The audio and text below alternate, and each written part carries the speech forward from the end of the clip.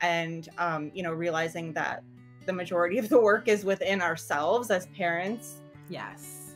Because you're just so fearful about it. Like, it's so normal to be just doubtful and fearful. And if you don't keep that in check, then your unchecked baggage is going to seep out onto your kids. Fear is going to always manifest as control.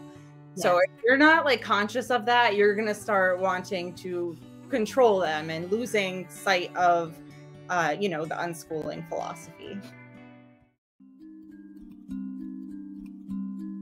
Hello, beautiful beings. Welcome to Let's Create the Revolution Together, a podcast about creating new ways to embody ourselves as human. If you're here, you're probably well aware of all the shifts that are happening on our planet. Maybe you go with the flow with those changes, or maybe you're struggling to find who you truly are. Either way, this space right here is for you. My name is Marigol Era. I'm an Ayurvedic wellness coach, a spiritual life coach, and a podcaster. I am here to guide you through this reality that we can call the Earth School. I strongly believe that we are here to create new ways to show up as individual and as collective, and that every experience that we encounter is an opportunity to grow and evolve. So grab yourself something to drink, make yourself comfortable, and let's jump right into the next episode.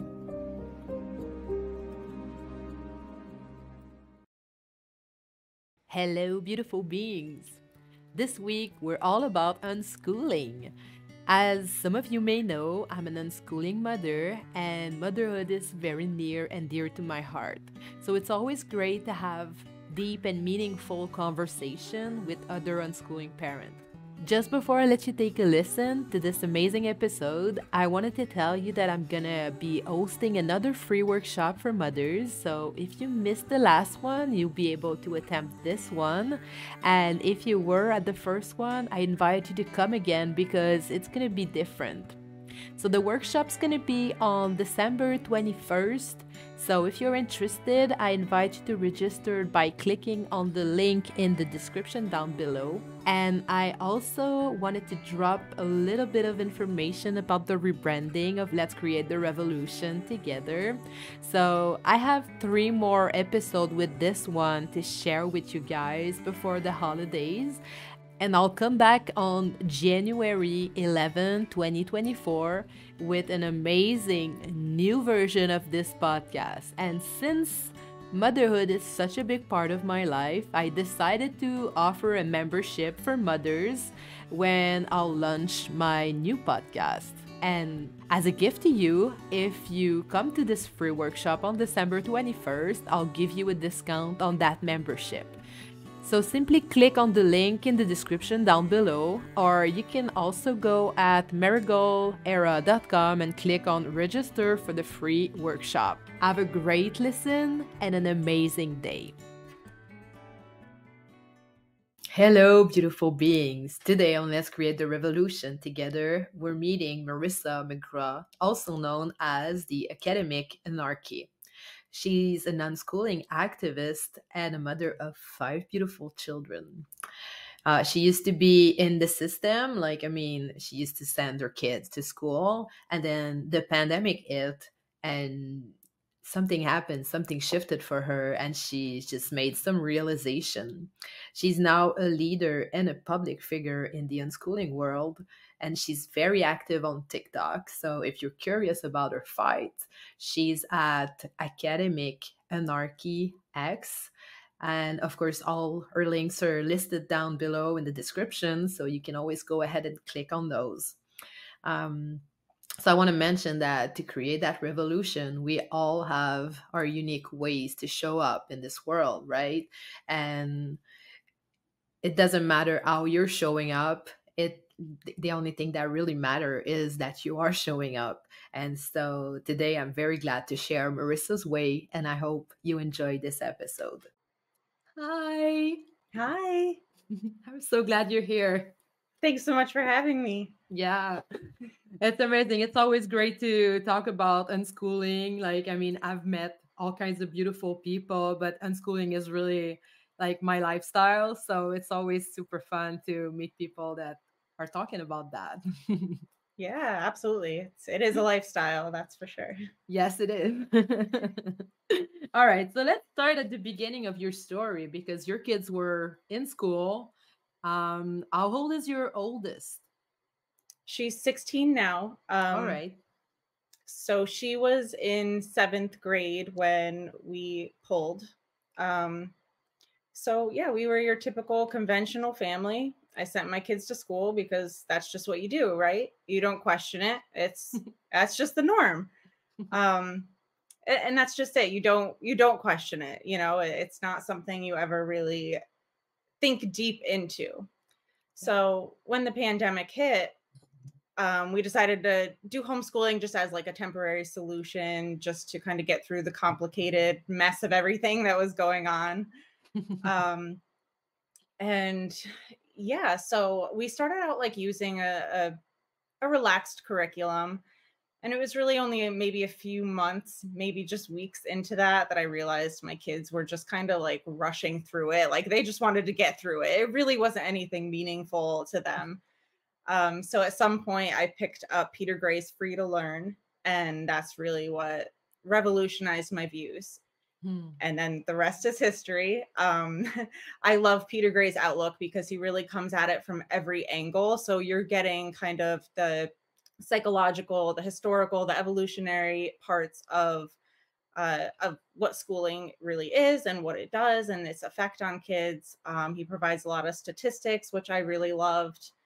Um, so yeah, and it all just kind of made sense to me. And correlating the mental health crisis in adolescence to school, and I saw that so much, and that clicked not only for my personal experience through school, but I had one of my children was really struggling both academically and mentally, emotionally. It was just it was a traumatizing time. It was Right. difficult. So as I just continued to dive deeper, unschooling just made sense to me. When the pandemic happened at the beginning, how many kids did you have in school? 3 of them, my oldest 3 were in school. So my oldest Right. was in 7th and the other 2 were still in elementary. And my 4th son was doing like a play-based preschool. Right. So yeah, that's where they were at when we stopped.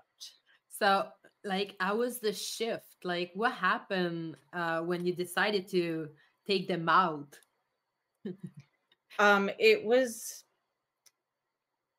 I remember spending so much time trying to like look up and find out like what does unschooling look like what am I supposed to be doing from day to day. And in retrospect, I see that as part of the deschooling process, because especially when we were institutionalized ourselves, we're constantly looking for direction. Like we need to have some kind of like, what am I supposed to be doing? And you feel like you're supposed to be implementing something. And so like all the seasoned unschoolers will say the same thing, like, oh, it's going to look different for everybody, like follow your kids' interests. And at the time, like that didn't quite make sense, because it's just a process. It's a journey of getting to that point where you're like, okay, like now I see it, now I get it. And, realizing that the majority of the work is within ourselves as parents. Yes. Because you're just so fearful about it. Like it's so normal to be just doubtful and fearful. And if you don't keep that in check, then your unchecked baggage is going to seep out onto your kids. Fear is going to always manifest as control. Yes. So if you're not like conscious of that, you're going to start wanting to control them and losing sight of, the unschooling philosophy. Yeah, I love that you're mentioning that, because I feel that too. I remember in the beginning trying to make my daughter read and like the fight we used to have together because she wasn't into it, Yeah. and my fear for me, the fear that I had was with the government, because where I was, there were like a lot of regulation, that it was like a lot of pressure for the parents to just like prove that the kids were doing the right things.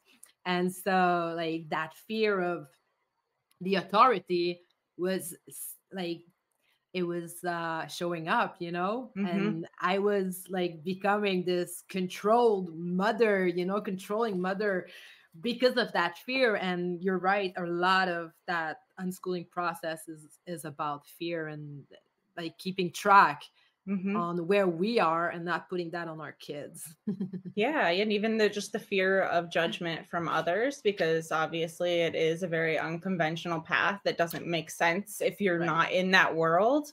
Yes. So that's it's a huge part of it. And you still get that. I see it, even with like homeschoolers that might do more formal education, and people, I've seen comments like, oh, like, your sixth grader is only at a third grade reading level or something, and kind of see that as like a downfall, or they're behind, or because they're homeschoolers, when realistically that just means that they're actually retaining the information.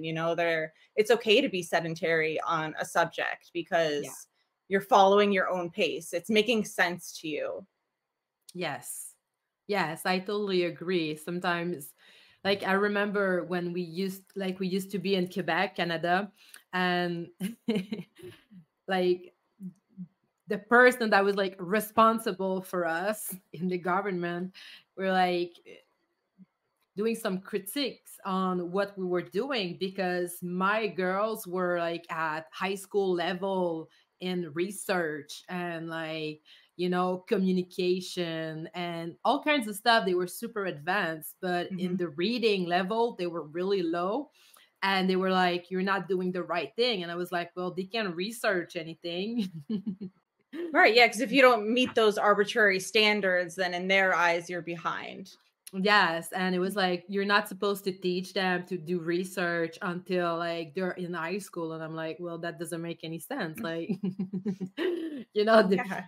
who said that? Like I it's just like you get to this level where the absurdity is so big when you're like in that unschooling lifestyle and you're just like living your life with your kids and they're learning stuff with their own pace. And when like sometimes when people from the mainstream world come into your space, you're like it's just so absurd sometimes to just see like what are you like, why are you doing that with your kids, right? Mhm. It's just so absurd. Yeah. So how was the experience in school before the pandemic? Was it like cool? Was it like stressful? How was it showing up for you? It was stressful. Like I said, like one of my kids like severely struggled, especially as she got into the older grades. Like in the elementary level, there we had great teachers, like excellent support and all that. And that's a huge thing. A lot of people think when you're criticizing the system that you're also condemning the people in it, the people that work within that system. Right. And that's typically not the case. I'm sure there are some that perpetuate the negative and the flaws of the system. But we had great support and amazing people at elementary level. As like my oldest started to advance, and there's more rigid standards and expectations. And such a big part of it is that you are required to stay on track with the curriculum. So like if you don't grasp something at like an early age, and this is my personal experience, um you have to advance regardless. They just want you to pass so you can keep going. Right.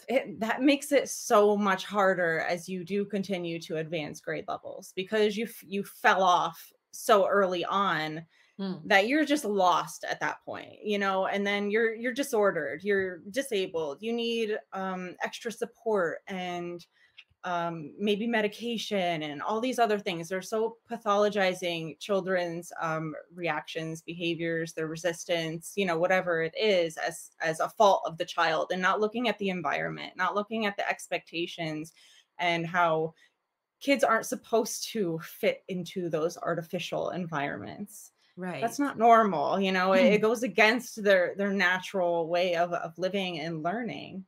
So of Yeah. course there's going to be, repercussions to that. Yeah, that's for sure. as we don't expect ourselves as adult, like going into a job with the people that has the same age that we do, and that we're all doing the same thing at the same time. Like Mm-hmm. it's from my experience as an adult, I've never been in that kind of environment. So, Mm-hmm. and because I don't feel like it's natural. Like if you're working in a restaurant, like not everybody is gonna be like cooking, like Yeah. you gotta be able to just like do all kinds of stuff. But in the school system, you're always like doing the same thing Mm-hmm. together with the same people with the same age, and it's just like, for me, it's just unnatural. And I feel like, yeah, the kids are telling us, they're telling Yeah. us in so many ways. I don't know if it showed up for you guys. Like, did your kid like try to speak up when they were in school? Um, I guess not really, because it seemed like there was no other solution. Like we were doing Right. everything we could to get them support and help, and Mm, that wasn't the answer, you know? And it's so like conditioned in us that like, oh, the real world is hard and stressful. And so somehow that turns into, oh, we need to prepare them for that. We need to remove right. the essence of childhood and start now. Like Hmm. if like that's the type of life we want for our kids, to like have them inherit this stressful and hard world. When Yeah. really so the revolution, it begins at home. We can change that now by breaking down those conditions and Yes. barriers. Like let's prepare them for a life of joy and meaningfulness. Yes. Yes. Yes, I'm like with you on this one 100%. I mean, it's the base is here right now, and Mhm. by forcing our kids to understand the world as a hard thing, as as something that is a struggle, they're Mhm. gonna just keep on going in that struggling mindset over and over again. Right. And then sometimes you just have to just you know cut Yeah, right yeah, through you it. You exactly. put yourself outside that wheel, just step outside. Yeah, it's like psychologically conditioning for that fixed mindset, because if you Yes. can manipulate them and mold them while their brains are still vulnerable, of course, that's going to be a lot harder to break down as they get older, which is why deschooling can be, such a process and difficult thing for us as adults. Yeah, so I was that process of deschooling, and maybe we can explain a little bit. Well, it seems quite obvious, but deschooling is pretty much the moment where you're realizing that you are schooled and you need another approach of learning, and you need Hmm. to decondition. I don't know if that's how you see that process of deschooling. Hmm.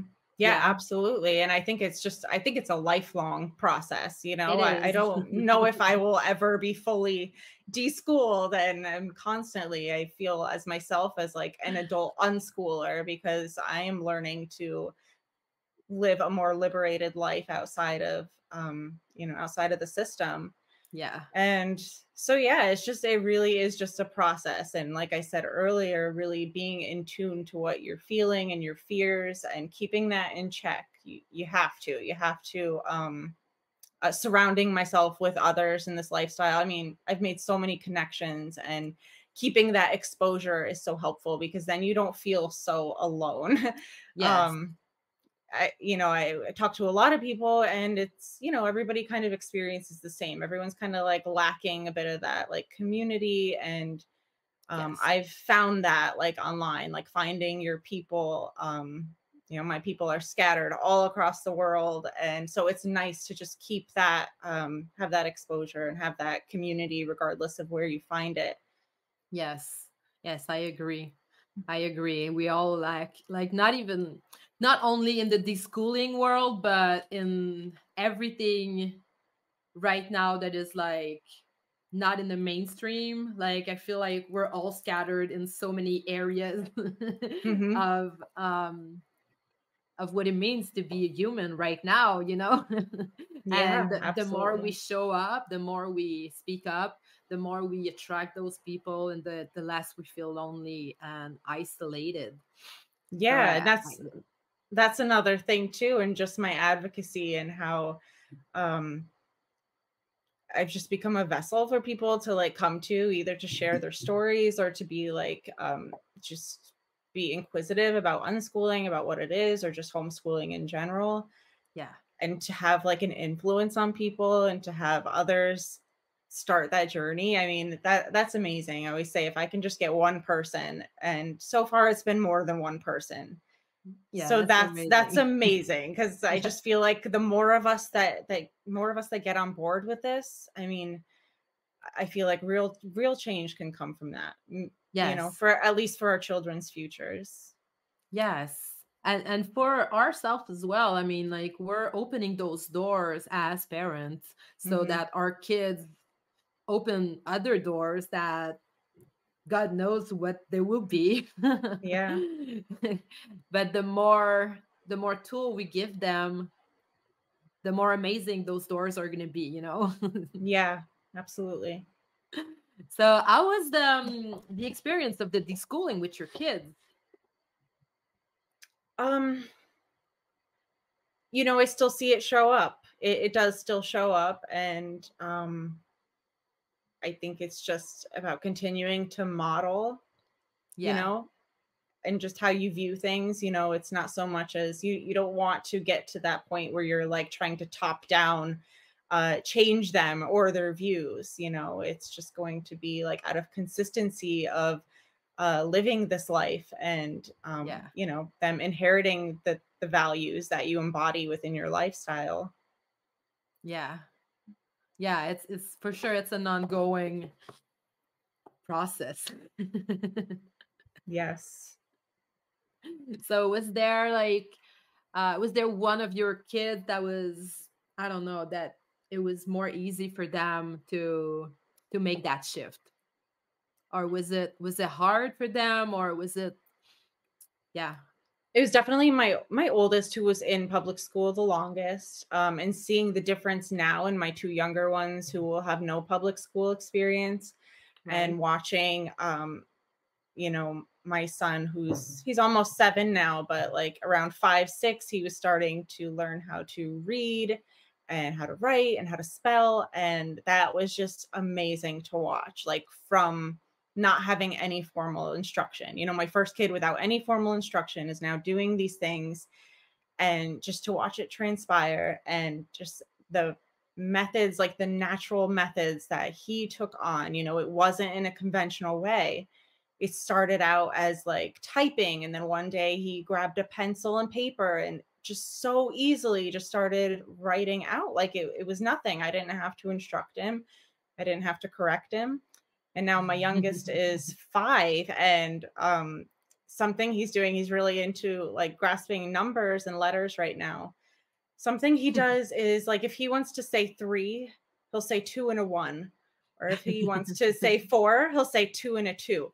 So I am like rolling with this, because I'm like, this is incredible. Like we are already learning math, like from some natural way that he picked up, you know, these numbers. So it's just incredible to watch. And you have those moments where you're like, wow, like, you know, and that kind of calms those fears and those doubts when you have those moments and you see it. And you know, it's just the things that pop up. You know, we'll be like getting ready to go outside. This happened once, getting ready to go outside, and they like noticed there was tons of bees outside. And so like that led to one question. And there we are, like sitting on the floor, like by the front door, like surrounding my phone, you know, because I had Google open, and we just started like looking up all these answers to these questions that were just like before we could even answer one, they had another question. Right. And that's so much of it comes from those moments where just the natural curiosity and wanting to know things about what's going on around them, and they can relate it to their personal experience. It's happening right now, and this is on my mind, like I want to know this now. And you know, it's valuable to them. It's not just, oh, here, Yes. like recite, memorize and regurgitate this information that I think you should know. Yeah. It's so important to nurture that for our kids. And I was actually yesterday I was recording another podcast with a super amazing woman that is also into neuroscience, and we were talking about how creativity will be a great tool, is a great tool to rewire the brain. And so by nurturing that in our kids, and we were talking about that yesterday, it was so amazing. But by nurturing that in our kids on a day-to-day basis, it actually builds up their immune system, their nervous system. It's just like the positive impact of nurturing that curiosity on a day-to-day basis for them. It's just like, it's amazing. It's going to bring up confidence. They're going to be stronger. They will know how to acknowledge themselves because they feel acknowledged by their parents, their adult, their caregiver, right? And Yeah. so it is for me, it's a big part of creating that revolution to actually help my kids be strong in a way that is not from struggle but from creativity. Mm-hmm. Because you can become very strong in the school system because you have to, right? You have to be tough, you have to have this wall up, you have to protect yourself from all kinds of, I don't know, all kinds of stuff. Yeah, yeah, But absolutely. when they're more in touch with their creativity, they will become strong in another way. And I feel like this is an amazing way to raise them, right? To Yeah, just like, absolutely. I mean, we embrace that play is the child's work, and yes, in public school that's shut down. It's shut down so early. There is no room to just indulge in whatever they're into. Like the bell rings and you got to go to the next class. It's time for the next thing, regardless of whether they're just completely engrossed in whatever activity or whatever they're into. But like you said, we can foster this in a way that they're resourceful and um just intrinsically motivated, not just trying to push through, not just trying to please somebody else, like just yes, looking for the bare minimum that they can do to just please the person, to get the passing grade, to move on to the next level. But how much of that is actually being retained? How much of that is actually valuable to their personal experience and their personal goals? yeah, Not so much. That creativity is shut down. You got to it follow is. these arbitrary rules, and um it's sad to me. It's It really is. sad. It is to me too. I mean, I remember being in sixth grade and like raising my hand in class and like saying, this has no sense. Can we do something else? Like it doesn't, like, I'm not enjoying this. Like, Hmm. and being in the, like, being a kid in that system, right? You don't really have a voice. You don't really have something to say unless it's the right answer to a question that the teacher asked. And so your voice really doesn't matter. And so as an adult, I have to relearn that, and to see Hmm. my kids every day showing up and owning their voice and just like being true to who they are every step of the way. Hmm. It's just freaking amazing to see them. Yeah. They're so amazing.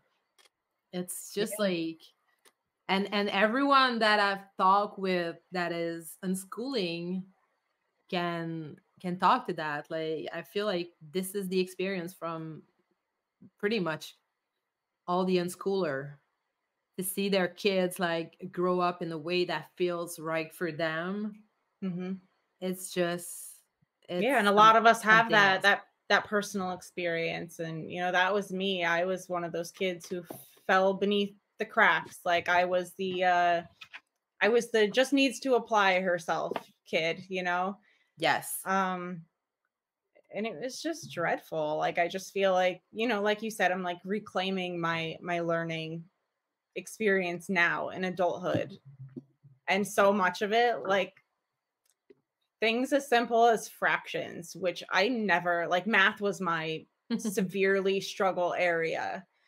And I just internalized that as I was like stupid. I literally thought I was Mm, just stupid because that's how it made me feel. Like there was so much emphasis on where I struggled. And it was never like, oh, you're so good at writing. Like, let's get you in extra writing courses. Nope, nope. It's like we need to focus on math because that's where you struggle. Like yes, I learned fractions like from cooking and baking. Like that made sense to me. yes, Um, and I just think about that sometimes, like how much time was spent in like childhood probably teaching fractions, and like that wasn't even relatable to me at that time. Like I'm in, whatever, I don't know what grade they're teaching that, third grade or something, and what does that mean to me at that age? And yes. maybe for some kids it does, but that's where we need to let them lead the way. Yes, exactly. I had the same experience with math. It was awful. And my parents were always trying to push, like in the weekends, hey, let's do some math. And I was like, hell no. Why would I do that? That doesn't make any sense. And it was the same for history. I was not into history at all. And then Mhm. later on in my 20s, I found out that when you're talking to me about history with the lens of the angle of art, I was all for it. I was like, oh, this is very interesting now, Mhm. not about like the battle and like the dates and that Right. that kind of story that was boring for me. Yeah. It wasn't like, yeah, it was just boring. But Yeah. then I discovered that art history is amazing. And I actually went in university studying that, So, Wow. and so it's just like to have the liberty to choose what you want to learn when it makes sense. Mhm.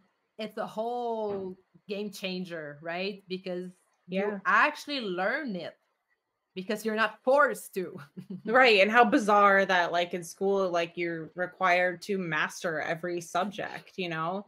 You have to get that passing grade in every subject, and, like, that's Right. not the real world. That's not what it's like out here. We're not having to know everything about every segregated subject, which also doesn't exist because Hmm. everything is intertwined, That's another big point, that everything is so separated when, um that's not how it is. Yeah. Yeah. So I'm curious about your kids' interest. So you wanna talk about that because it's always super great for the listener to understand how it shows up, really. Mhm. Because I have two daughters and a stepdaughters, and they're all way different from one another. Mhm. And I'm curious about your kids. Yeah, so my oldest definitely, like, bounces around. I mean, one day, I think it was when the Queen died, and she, like, speaking of history, like, got into this, like, going down the British monarchy and, like, learning all about this. She got into, like, ancestry and going through our family's history.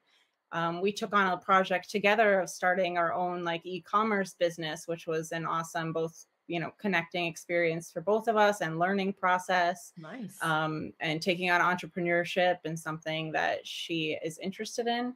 Hmm. This year, she is doing dual enrollment through a local college. So, which, That's cool. traditional schoolers can do, but she'll have the opportunity to actually go in person and Hmm. obviously not have the stresses of having to manage public school work on top of that. Yeah. So that's pretty exciting. My two middle kids are really big into gaming.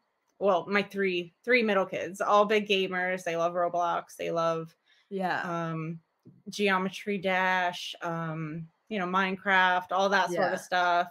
It's amazing because they're like so skilled at, Yes. like all these like installing modifications and just the things that they do on there. But they're picking up so much, like so many different things from like architecture and design to Yeah. math and reading skills. Everything is in there. When you really sit back and watch it and Yes. uh, view gaming as a as a valid hobby, as a valid learning tool, Yeah. because they're into it, they love it, and that's exactly what it's all about. They're learning because it's meaningful to them. Yeah. Um, yeah, and then my youngest, he's 5, so he loves to play. He loves Plants vs Zombies. He can name every character. He's just, yeah, he's into playing. And we actually just yesterday we toured a forest school that my boys are going to join, and so they're Cool. super excited about that. So it'll give them an opportunity to hang out with other kids and just a free play. We loved it because it completely aligns with our philosophy. It's just about letting kids be kids, and so I'm super excited about that because we don't really have much where we live. So we Yeah. have to travel a little bit, but yeah, I'm very excited about that. So yeah, that's kind of where they are, and it just, it's ever changing. It's whatever comes up from day to day. And there's no need to focus on one interest and expect that to be like, oh, you're going to be a musician because you like to play piano right now. Like maybe that's only it for a season, and that's okay. Like let it be for a season. Let it come, let it go, let them quit, let them try new things. That's what it's all about. Yes. Yes, I agree. I agree with that a lot. They're all so different, and when you support their interests, that's how they just learn really quickly. And the whole gaming thing, I think it's a big subject right now, not only for unschooler but at large. I feel like kids are very drawn to gaming, and I Mm-hmm. think that I think it's a valid way of learning, and they're learning so much. And Mm-hmm. it's just a matter of keeping a foot in the the material world as well, Mm-hmm. because you can be like absorbed into those Mm-hmm. games and forget. Like I can see that in my kids, that they Mm-hmm. can forget to move, or just like go eat something, or like it's just like time fly on those Mm-hmm. in those games. But it's just brought so much in my kids life, Mm-hmm. and they got like a lot of friends from those games too. And Yes. they're playing, and like we're right now we're in New Brunswick, and like my kids have like friends from Europe, and from the south of the states, and from the west part of Canada, and they're all like talking with each other, and like we're speaking French usually. But with those games, like they learned English really quickly by playing with other Mm-hmm. kids, and by building stuff, and by working in teams. Like they've Mm-hmm. learned so much, and it's just such a valuable tool. And we just have to, us as parents, decondition ourselves as thinking that it is hurtful, or I don't know, not useful, or lethargic, or Mm-hmm. like it's all proven in the neuroscience that it's a valid way of learning, and the way it stimulates their brain is Mm-hmm. very useful for them, for the kids. Yeah, yeah, and that was something my 6-year-old has been interested in learning Spanish, which he loves to be able to communicate with friends who speak Spanish. And so that was another interest. We got him on like Duolingo. I favorited Google Translate on his webpage so that he can easily access that and picking that up. But yes, there's so much fear mongering around screens and games, and it's just one of the biggest issues. And what I always say is that like we cannot extrapolate scientific studies with certain variables that aren't controlled for. And in my eyes, that means schooled versus unschooled kids, because how often do these studies account for that? Or Yeah. peaceful parenting and authoritarian parenting, because what we Yeah. know about addiction is that that stems from needing to fill a void. Yeah. And so it's so interesting to me how, and Peter Gray has some research around this, but it's just really interesting to me how when we can actually account for those things, how they may not manifest in the ways that we think, that we assume, and that we've Yeah. always saw. A lot of us grew up kind of like handed computers, not really any guidance or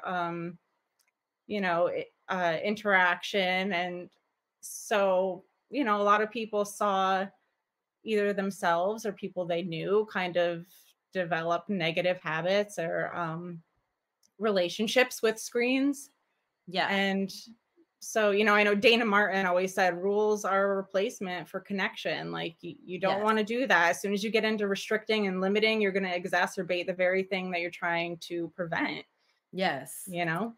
Yes. And like for me, if you're addicted to screen and we take away your screen, you're just going to be addicted to something else because we're not like treating the root cause of Right. the behavior. So it doesn't matter. Mhm. Like they're just going to shift to another way of being addicted to something, Right. which Because that could yeah, be anything. It could be yeah, shopping or exercise yeah, or it could drugs be or food. whatever. Yeah, Yeah. it could be like even like just like codependency, relationship that Mhm. are like Yep. not good for you, and like hanging out with people that are like mistreating you or whatever, But if you have this addictive kind of personality, it's just gonna show up anyway, Yeah. and to just really take time to go down to those roots with our kids. Like for me, Mhm. this is something that I really like to do. If I see that they're struggling with something, like it's always an opportunity to just sit down and understand better who you are, what's the struggle, and how we can overcome that so you can start to thrive again. Yeah, And so to be exactly. able to take that time in the school system, you don't have time because like you're booked all the time and you have like all those other kids that the teacher needs to take care of. And Mhm. so it's rare that you can actually have the opportunity to just address those things. Mhm. So I feel like the unschooling world is a blessing in that sense too. Yeah, yeah, there's time to actually navigate those things. And I think another thing Peter Gray has talked about is schooled kids really attached to their devices because it's the only place where they actually have autonomy and control over what they're doing. Like, of Right. course, you're gonna like kind of indulge in those things when you're all day just being told what to do, how to do it, when to do it. And then you get home after this long day and you can finally like just just Yes. relax and have control over your own life and, Yeah. you know? And the way you relax in that sense is not really relaxing for the nervous system, which is like you're still in that wheel of being stressed out. And I Mhm. feel like when you allow those screens to be part of your life, you can use them as tools, not to Mhm. disconnect yourself, but to become creative in a way that is very unique to you. And so, like, my stepdaughter is really into drawing. So she got like those apps to draw Mhm. and she's like doing it every day. And she's using her screen in a creative way. And my oldest daughter was always into Legos and like creating world. And so when she discovered Minecraft, she was like, oh yeah, so now I don't have to ask my mother to buy me more Legos. I can just build it online, and it's amazing. Yeah. And we can play in multiplayer. Like, oh, that's amazing, Mhm. let's go. She was like, she wasn't using it as an addiction or as an escape from her life.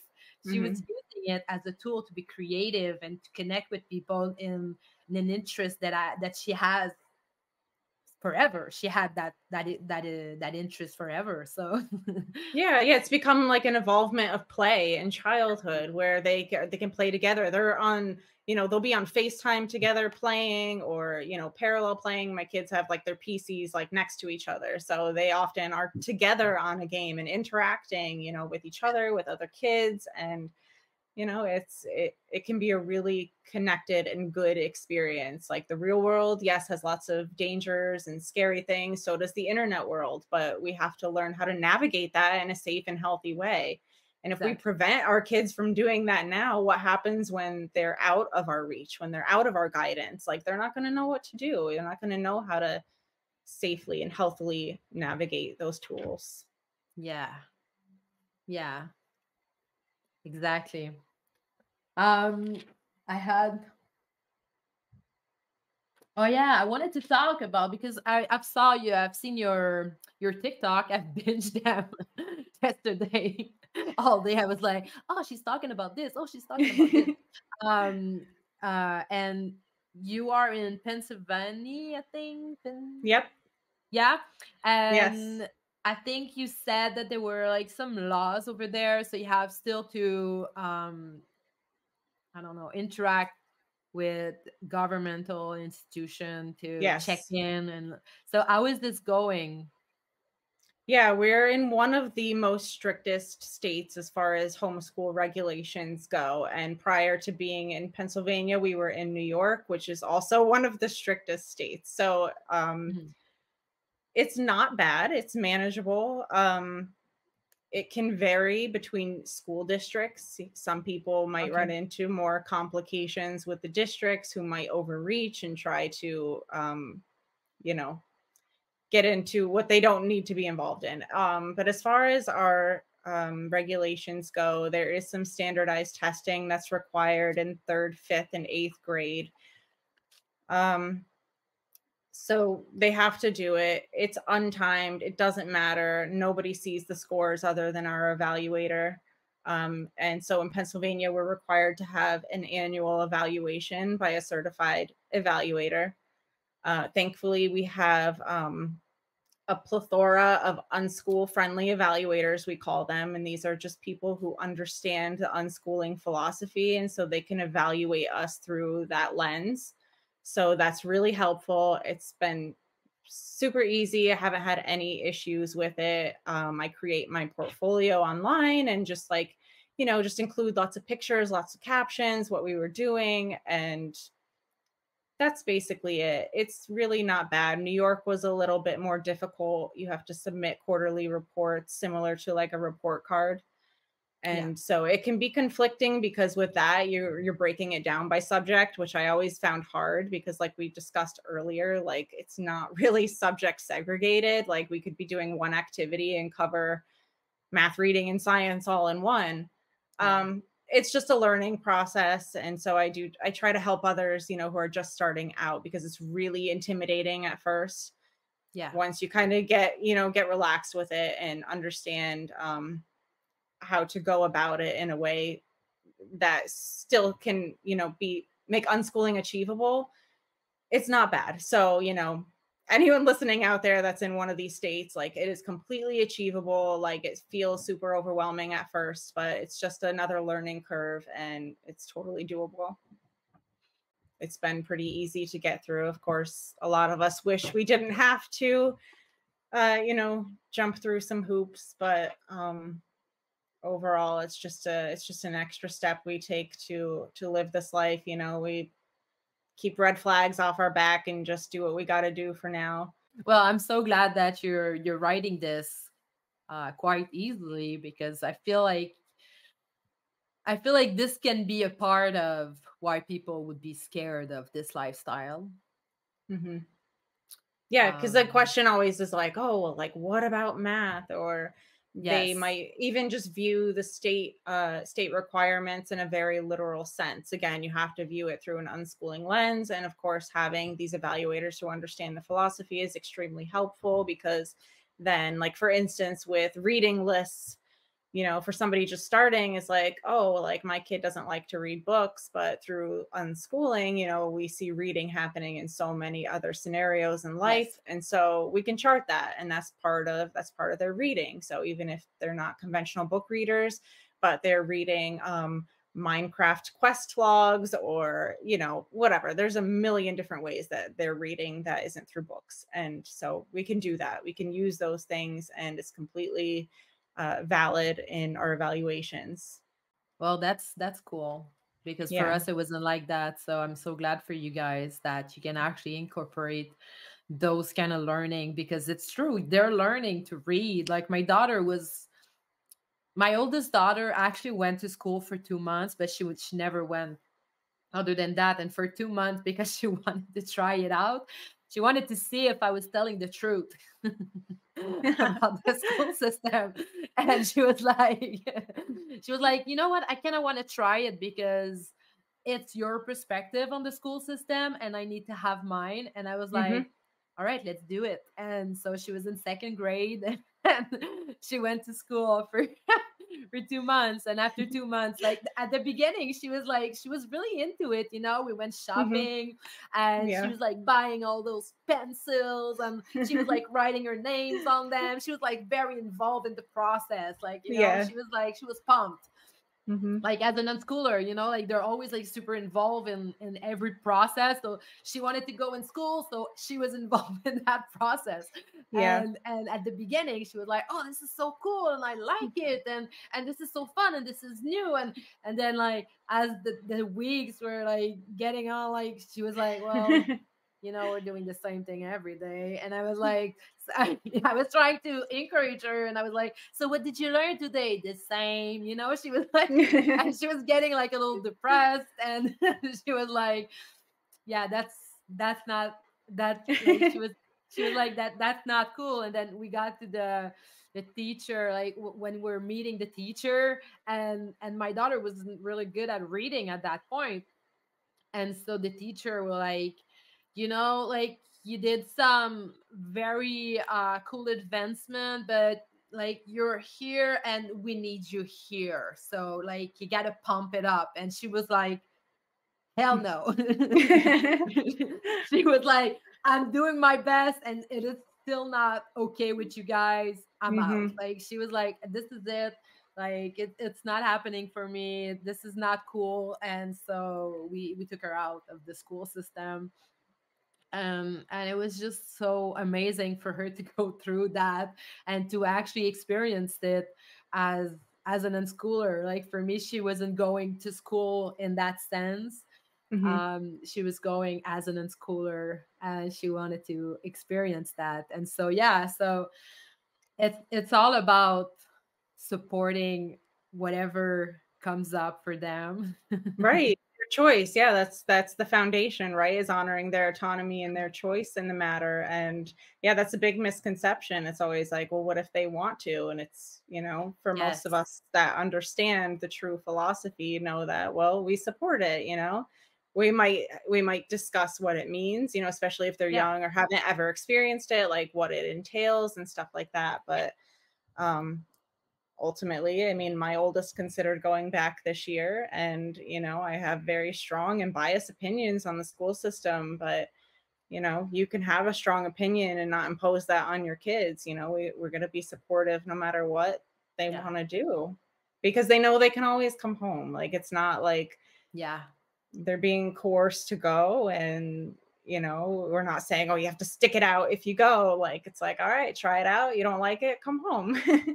Yes, exactly. To always stay open for them, you know, and that's how they feel supported. And I don't know, it's just for me, it's just an amazing way to raise our kids for all kinds of reasons. And like the nervous system, I'm really into the nervous system right now. And Yeah, I absolutely. can see how it that lifestyles impact the nervous system in the good ways, you know, like without being always so stressed out and being Yeah. able to make decision, you know, like on a day to day. Like today my husband was going in the city and Hmm. my oldest daughter was like, you know, I kind of want to go but I'm tired. And just like to have the space to sit with her and tell her like, what's your need, what do you really need today, and how Hmm. can we honor that, instead of like going like, oh, we don't go often in the city, I want to go but I'm tired, you know. And that Hmm.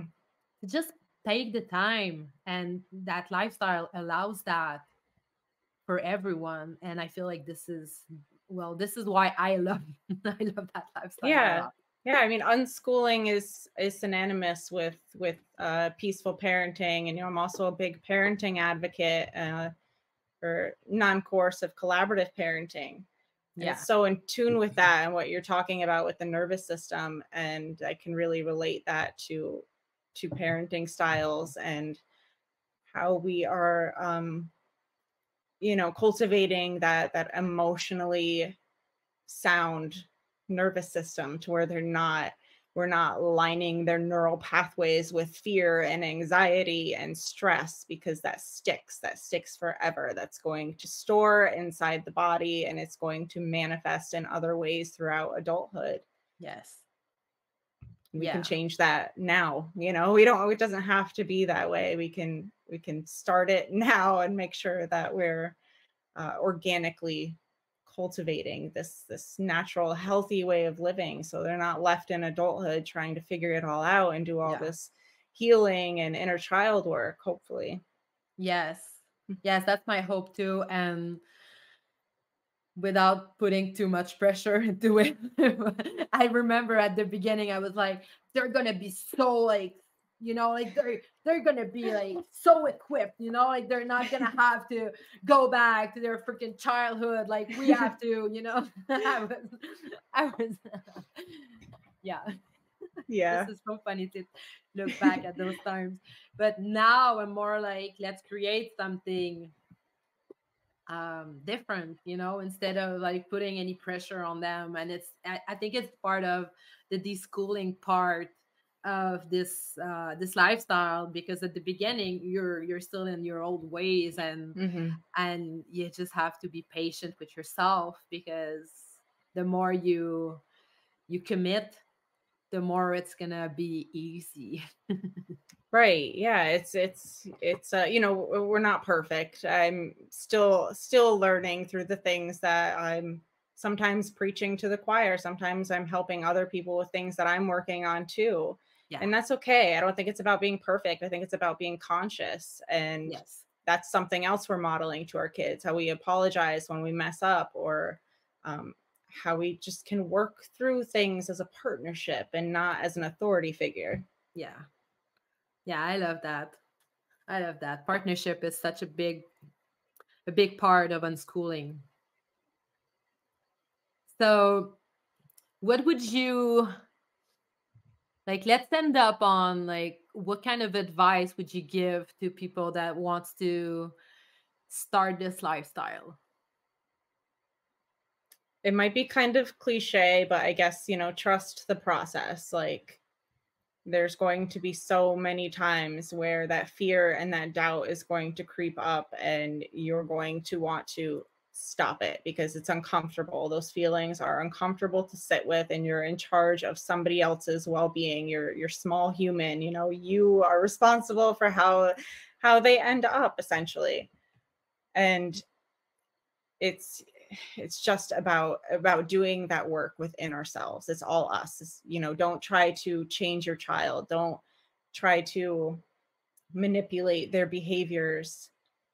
Focus on building a relationship, on connecting, on intentionally modeling, and really embodying the lifestyle that you're trying to get to. Because I think, especially, like, it's harder for us. Like, sometimes I envy the people who started out this way. Like, I didn't have all this knowledge and this awakening before I had kids, so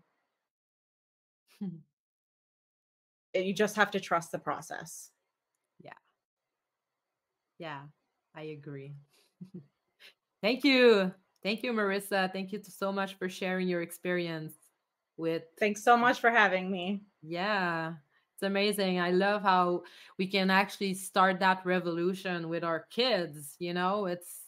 They're the next generation. They're the one that are gonna be like pushing that thing forward in their own ways.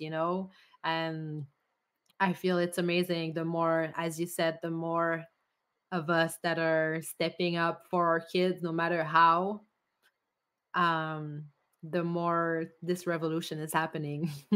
Yeah, we can change the course. We can do it. Yes. Yes. All right. Thank you. Thank you so Thanks so much, much. Marissa.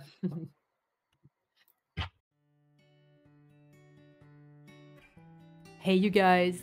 Thank you so much for listening to this podcast. I wanted to leave you with 5 takeaways that I got from this podcast. So, the first one is if you choose to unschool, you'll go through a deschooling process. And in that phase of this journey, you'll work a lot on deconditioning the way that you've learned how to learn. The second takeaway is that it's very important to respect and trust your process and your children's as well. You are both learning new ways of living and learning, and it can be challenging sometimes. So don't put pressure on yourself or on your children. The third takeaway is that if you're thinking about unschooling and you feel overwhelmed by this model, know that there's a lot of help available. You can reach out to Marissa, who started to coach parents around that subject. The fourth takeaway is if you are unschooling, just remember that your children are not behind. They're simply learning at their own pace. And the last one is to keep in mind that gaming is a very good tool to learn all kinds of good things. If you want me to go deeper in any of these topics, I invite you to reach out to me at Marigol Era on Facebook or Instagram and just DM me and we'll have a little chat about whatever you want me to go deeper into. And don't forget to register for this free workshop about motherhood on December 21st. So you can go at marigolera.com and click on register to the free workshop, or you can check the link in the description down below. Talk to you soon. Much love and gratitude to all of you guys.